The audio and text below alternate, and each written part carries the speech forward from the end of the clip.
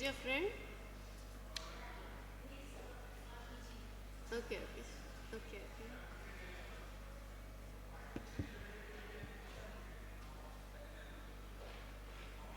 Present. Okay, now I'll begin our session, just cases, external eye diseases and ocular surface diseases. May I request Dr. Shriparna Ghosh to present her talk on an universal graft, different modalities of uses of amniotic membrane graft. Thank you, ma'am. Very good evening. I shall be speaking on different modalities of uses of amniotic membrane graft.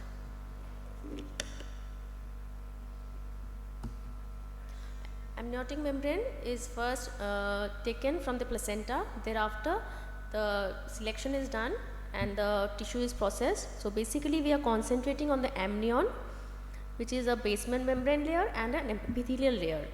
The interplay between collagen 4, 5, 8, fibronectin and laminin imparts the unique properties of amniotic membrane graft. Now coming to the production methods, human amniotic, chorionic or amniochorionic membrane is first prepared, it is then sterilized and often cross-linked. But just as we know, as it undergoes the different processing methods, it actually loses its native properties, which is very unique for amniotic membrane. Now coming to the properties, it helps in epithelialization, epithelial cell migration, it is bacteriostatic in nature, it helps in reinforcement of the basal cell, it helps in as a biological bandage like a BCL, it helps in induction of epithelial cell and goblet cell differentiation, it is anti-inflammatory and lacks immunogenicity. It helps in differentiation of the stromal fibroblast as well by suppressing the TGF-beta, it inhibits the scarring. Now coming to the techniques of grafting, the common techniques are overlay and patch inlay. So in patch inlay, we are basically using it so that the stromal side is downwards and the epithelial side outwards. In this technique, it helps to incorporate into the stroma of the cornea. While in the graft overlay technique, we use it as a bandage contact lens. The Motava technique, we use 2 layers of amniotic membrane where the epithelium is expected to grow in between the 2 layers. Now amongst the cultivated procedures, we have the clet and the comet, where the limbal epithelial cells as well as the oral mucosal epithelial cells are cultivated.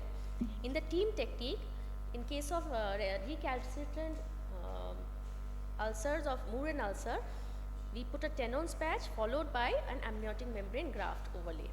And in the ACER technique or amnion assisted conjunctival epithelial redirection, here the amniotic membrane actually prevents the dilution of the limbal cells so that the cornea can be, the corneal layers can be properly made. Now coming to the application, this is the technique, stromal side down towards the cornea, another is the epithelial side down towards the cornea. Now there are various indications of use of amniotic membrane after pterygium excision, especially in cases of recurrent pterygium. In case of reconstruction of the conjunctival surface after maybe a failing bleb, in case of thermal or ocular surface burns. In macular hole closure, we use both the amnion and the chorion, where the chorion is placed towards the side of the RPE. In case of non-healing corneal ulcers or in case of limbal cell deficiency, also in cases where certain dry eye cases where it is used along with Prochera. Now coming to the contraindications, ischemia, poor blink rate and keratinization is amongst the contraindications. Risks are similar to any other graft, infectious disease transmission or hypopyon. Now this is my case 1. This patient has history of Stevens-Johnson syndrome. We separated the symblepharon and then placed the amniotic membrane to form the fornix. This is a short video.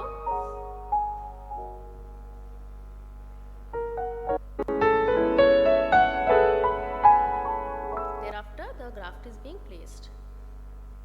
This is a case 2. He had bilateral ankylopepharon. We separated the ankylopepharon and we formed the mucocutaneous junction with the help of amniotic membrane.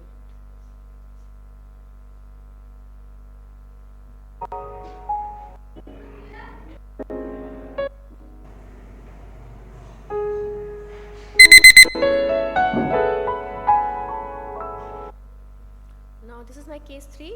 This patient had a history of trauma, thereafter formation of ankyloblepharon, which resulted in shortening of the horizontal palpebral aperture. Thereafter, after separation, we used amniotic membrane to form the lid margin as well as the fornices. Now this is the case of simple epithelial limbal cell transplantation where it was a case of recurrent pterygium. So we used the SLET procedure by harvesting tissue from the other eye, as there was deficient limbal tissue in the same eye. This is another case. This was a case of trauma where there was an impacted foreign body inferiorly into the sclera. So there was pus coming out from the tissue. After exploration, we take out the foreign body, but as there was scleral melt, we use multiple layers of amniotic membrane by layering technique to cover the defect. Now this is the case of OSSN. After wide local excision and double freeze for cryotherapy, we go for amniotic membrane graft transplantation.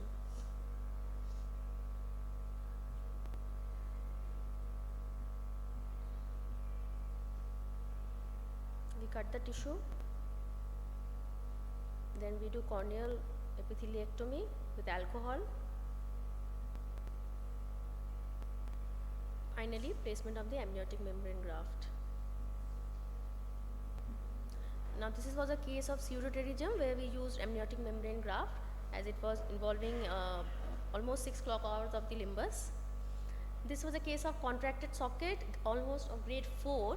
So we used basically a dermis fat graft from the buttock region, as well as the fornices were very short, we used amniotic membrane for fornix formation.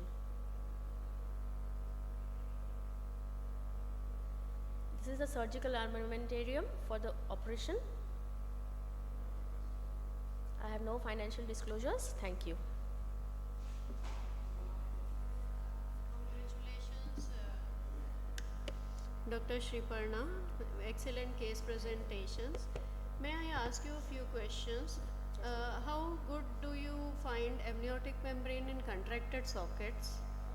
Ma'am, for the fornix reformation, I think so is good enough. I first use the amniotic membrane with the fibrin glue. Along with that, I use the fornix reforming sutures.